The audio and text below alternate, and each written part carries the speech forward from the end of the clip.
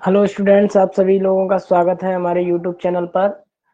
जैसा कि आप लोगों ने अभी थंबनेल देखा है, जिसमें हम कराने जा रहे हैं यूपी टेट और सी टेट के क्वेश्चन कराने वाले हैं जो प्रीवियस ईयर में आ चुके हैं। पहले जो आपके एग्जाम हुए उन एग्जाम में आए हुए क्वेश्चन को मैं कराने वाला हूं और साइंस से रिलेटेड क्वेश्चन है सभी। तो आइए बिना टाइम वेस्ट किए हुए अपने वीडियो को लेक्चर को स्टार्ट करते हैं। साथ ही अपने दोस्तों के साथ शेयर कर दीजिएगा जिससे कि और लोग भी इसको देख पाए। चलिए अपनी स्लाइड को निकाल लेते हैं, कुछ समय लग रहा है इसमें।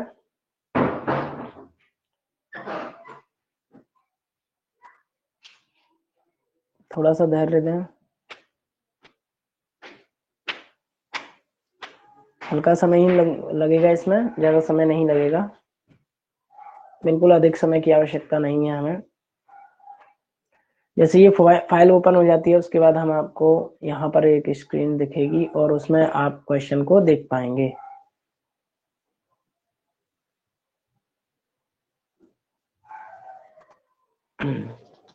चलिए आपकी अब स्लाइड ओपन होने वाली है, उसके बाद हम क्वेश्चनों को कराएंगे।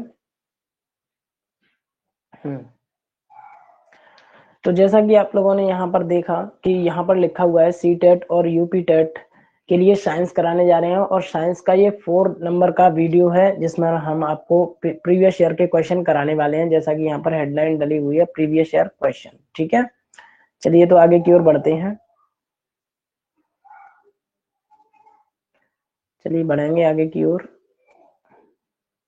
चलिए यहाँ पर ये क्वेश्चन है हमारे पास कि 3 तार जिनका प्रतिरोध 1 ओम 2 ओम और 3 ओम है, 1 ओम 2 ओम और 3 ओम है और समांतर क्रम में जोड़े गए हैं, तो इनसे बने परिपथ का तुल्य प्रतिरोध क्या होगा? तुल्य प्रतिरोध क्या होगा? तो चलिए इसको मैं करके बताता हूं कि आप लोगों को वैल्यू दे रखी है 1 ओम 2 ओम और 3 ओम। 1 ओम 2 ओम और 3 ओम दे रखा है। तो यहाँ पर देखिए 1 ओम 2 ओम और 3 ओम दे रखा है। यहाँ दे रखा है तो मैं R1 मान लेते हैं 1 ओम, R2 दे रखा है 2 ओम एंड R3 दे रखा है 3 ओम। 1 ओम 2 ओम एंड 3 ओम आपको दिया हुआ है। विजिबिलिटी की प्रॉब्लम हो तो आप बिल्कुल बता सकते हैं विजिबिलिटी इज नॉट क्लियर। कोई दिक्कत नहीं, इसको हम थोड़ा सा और बड़ा करके लिख देंगे।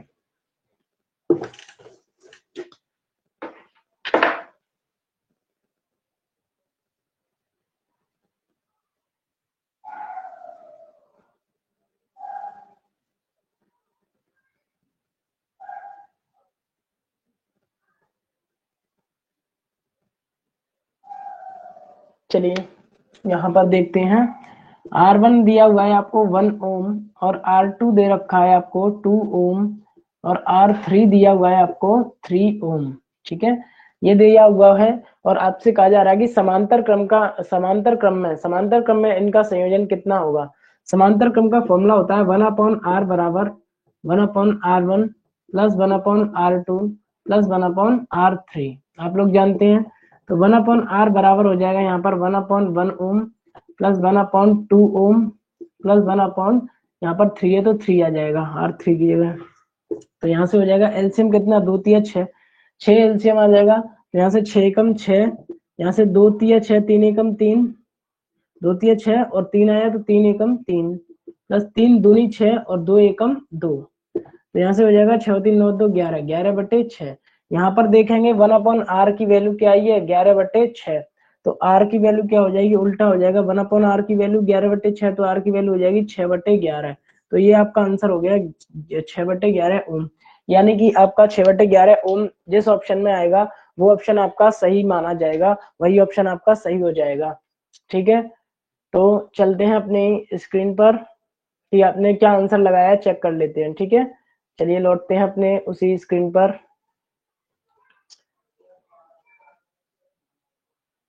चलिए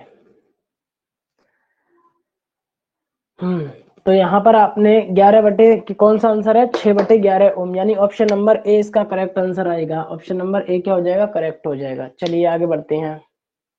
अगला क्वेश्चन, पूर्ण आंतरिक परावर्तन संभव है जब प्रकाश चलता है। पूर्ण आंतरिक परावर्तन की बात चल रही है और ये पूर्ण आंतरिक परावर्तन आपका संभव है, कब संभव होगा, जब प्रकाश जब प्रकाश चलता है कहाँ से कहाँ तक चलता है? तो देखिए बेटा, पूर्णांतरिक परावर्तन तभी संभव है जब प्रकाश सघन माध्यम से विरल माध्यम में जाए, यानी कि कांच से वायु में जाए। कहाँ जाए?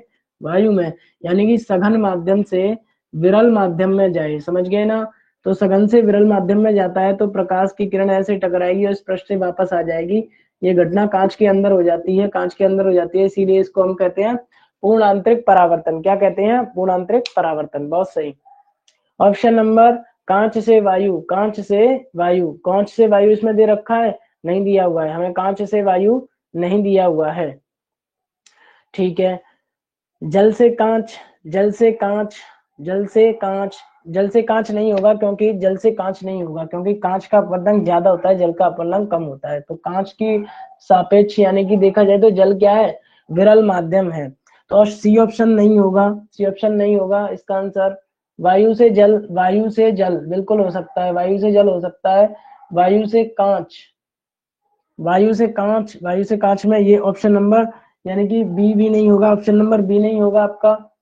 कांच से जल, कांच से अगर जल में किरण जाती है, वायु से जल में जाती है तो भी नहीं होगा, ऑप्शन नंबर ए भी नहीं होगा। तो ऑप्शन नंबर कौन सा बचा हमारे पास?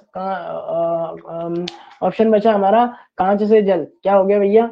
ऑप्शन नंबर डी सही चला जाएगा। कौन सा जाएगा? डी ऑप्शन सही जाएगा। कांच से अगर किरण जल में जाती है तो भी हमारा क्या हो जाएगा? पूर्णांतरिक परावर्तन की घटना हो जाएगी। ठीक है, चलिए आगे की ओर बढ़ाएंगे। अब हमें दिया हुआ है m द्रव्यमान के एक कण, m द्रव्यमान के एक कण का संवेग p है, तो इसकी गतिज ऊर्जा क्या होगी? ऑप्शन नंबर आपको दिए हुए हैं, ध्यान से देख लीजिए इस ऑप्शन को। इसका आंसर तो आएगा p²/2m, यानी कि ऑप्शन नंबर डी इसका करेक्ट आंसर होगा। लेकिन होगा कैसे वो आप देख लेते हैं, वो आप देख लीजिए। यहाँ पर आ जाते हैं, दोबारा से बोर्ड पर आ जाएंगे और बोर्ड पर इसको सॉल्व कराते हैं। चलिए बोर्ड पर हम अब इसको सॉल्व कराएंगे। ठीक है, जब स्क्रीन से बोर्ड पर आते हैं तो थोड़ा सा क्वालिटी क्या होती है? डैमेज होती है। उसके बाद क्वालिटी दोबारा से इम्प्रूव होने में कुछ समय लग जाता है मोबाइल को। ठीक है, तो बस थोड़ी सी देर की बात है, दोबारा से कर लेते हैं इसको। एकदम क्लियरिटी आ गई होगी, अब बिल्कुल क्लियरिटी आ चुकी है, बिल्कुल बिल्कुल आ चुकी है। चलिए, तो यहाँ पर p²/2m, यानी संवेग दे रखा है हमारे पास p। p क्या संवेग दे रखा है? p संवेग दे रखा है, किसी का संवेग क्या है? p दे रखा है, हमें संवेग है, ये क्या है भैया? संवेग p दे रखा है। तो हमसे कहा है संवेग और गतिज ऊर्जा k, गतिज ऊर्जा k में संबंध क्या होगा? तो बच्चों हम जानते हैं p बराबर होता है mv। क्या होता है? p बराबर होता है mv। और k बराबर आप लोग जानते हैं 1/2 mv² होता है। क्या होता है? 1/2 mv² होता है, 1/2 mv² होता है। ठीक है, तो अगर हम यहाँ पर बात करें, यहाँ पर बात करें हम, तो यहाँ पर क्या है कि p, अगर मैं m में ऊपर, यहाँ पर m से ऊपर नीचे गुणा कर दूं तो देखो क्या हो जाएगा कि m से मल्टीप्लाई करूं, m से भाग करूं, तो ये हो जाएगा k बराबर 1/2। m नीचे आ गया यहाँ पर, और इस m के साथ ये हो जाएगा m² v², यानी कि mv का होल स्क्वायर कह सकता हूँ, mv का होल स्क्वायर कह सकता हूँ। और ऊपर से ये देख रहे हो किसकी वैल्यू है? p की वैल्यू है, तो दैट मीन्स ये हो जाएगा p² क्या बचा? 2m। तो इस तरीके से ये आ गया गतिज ऊर्जा और संवेग में संबंध, k बराबर p²/2m। ये आपका संबंध हो गया। ठीक है, ये आपका संबंध हो गया। चलिए अगले क्वेश्चन की ओर बढ़ाएंगे, तो फिर अपनी स्क्रीन पर चलते हैं, वापस से स्क्रीन पर जाएंगे और यहाँ पर फिर से आएंगे। चलिए, तो स्क्रीन पर आते ही हमारी वीडियो खुल जाएगी, फिर से अपनी पीडीएफ आएगी और पीडीएफ में अगले क्वेश्चन की ओर बढ़ाएंगे भैया। ऑप्शन नंबर डी सही है। हाँ जी, अब जो आपकी स्लाइड आई है उसमें लिखा हुआ है आपके लिए, सब्सक्राइब कीजिए इस चैनल को अगर आप चैनल पर नए हैं, साथ ही अपने दोस्तों के साथ शेयर अवश्य करें और लाइक करें अगर आपको पसंद आ रहा है तो। आपको हमारे समझाने का तरीका और हमारा ये जो वीडियो है इसमें जो क्वेश्चन है अच्छे लग रहे हैं तो जरूर लाइक करें। ठीक है, आगे बढ़ते हैं। अगला क्वेश्चन है कि प्रतिरोध रो है या ई है? ये ई मान लेते हैं, स्मॉल ई है।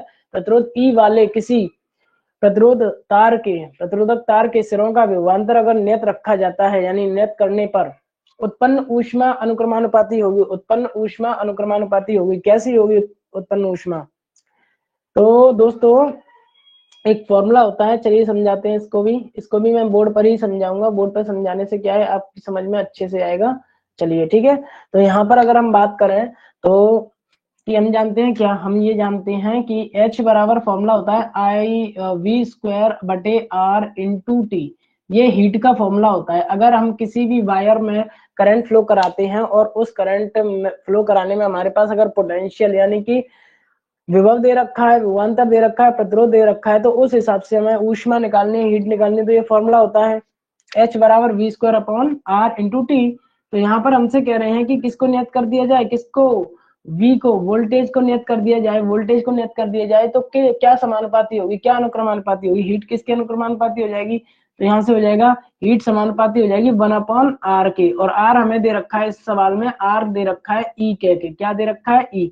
तो मैं यहाँ पर कह दूंगा कि H समानुपाती होगी 1 अपॉन ई के, किसके होगी 1 अपॉन ई के। अगर बोलता है विक्रमानुपाती किसके होगी तो ई के होगा आंसर। बोल रहा है समानुपाती तो समानुपाती सीधे सीधे जा रहा है 1 अपॉन ई के, किसके 1 अपॉन ई। दैट मीन्स आपका जो आंसर आएगा वो 1 अपॉन ई वाला ऑप्शन सही हो जाएगा। चलते हैं अपने स्लाइड पर और देखते हैं क्या है इसका आंसर। चलिए वापस चलते हैं अपनी स्लाइड की ओर, देखते हैं क्या इसका आंसर है। तो ऑप्शन नंबर कौन से में आ रहा है, ऑप्शन नंबर सी 1 अपॉन ई इसका सही आंसर हो जाएगा, ऑप्शन नंबर सी। चलिए अगला, ये क्वेश्चन भी बहुत बढ़िया क्वेश्चन है, बेहतरीन क्वेश्चन है कि 2 किलोग्राम द्रव्यमान का एक पिंड है और चिकने क्षैतिज तल पर चल रहा है। चलिए ठीक है, इस क्वेश्चन को कराते हैं नेक्स्ट पार्ट में। तो दोस्तों आप लोग अपने दोस्तों के साथ इसको शेयर कीजिएगा और आप मुझे बताइएगा कि आपको क्वेश्चन किस तरीके से लगे। एकदम गजब के क्वेश्चन है ये। ऐसे क्वेश्चन अगर पेपर में आ जाते हैं तो अगर आपकी तैयारी अच्छी है तभी इसका आंसर कर पाएंगे, अदरवाइज आप क्वेश्चन नहीं कर पाएंगे। ठीक है, तो इसी प्रकार के क्वेश्चन देखने के लिए हमारे चैनल के साथ जुड़े रहिए और हमसे जुड़े रहिए। हम बिल्कुल आपको ऐसे क्वेश्चनों की तैयारी कराएंगे और इससे बेहतरीन क्वेश्चन लेकर आएंगे। साथ ही ये जो क्वेश्चन है जो मैंने कराए हैं ये बोर्ड आपके उसमें प्रीवियस ईयर क्वेश्चन पेपर में आए हुए क्वेश्चन है। पिछले यूपी टेट का जो एग्जाम हुआ था उसमें आए हुए क्वेश्चन है, सी टेट में भी पूछे जाते हैं। इसीलिए चैनल से जुड़े रहें और इस प्रकार के क्वेश्चनों की तैयारी करते रहें, क्योंकि ये क्वेश्चन आना जरूरी है, क्योंकि आप साइंस के टीचर बनने वाले हैं। किसके बनने वाले हैं, साइंस के टीचर। चलिए भाई साहब, आज के लिए इतना पर्याप्त है। ओके बच्चों।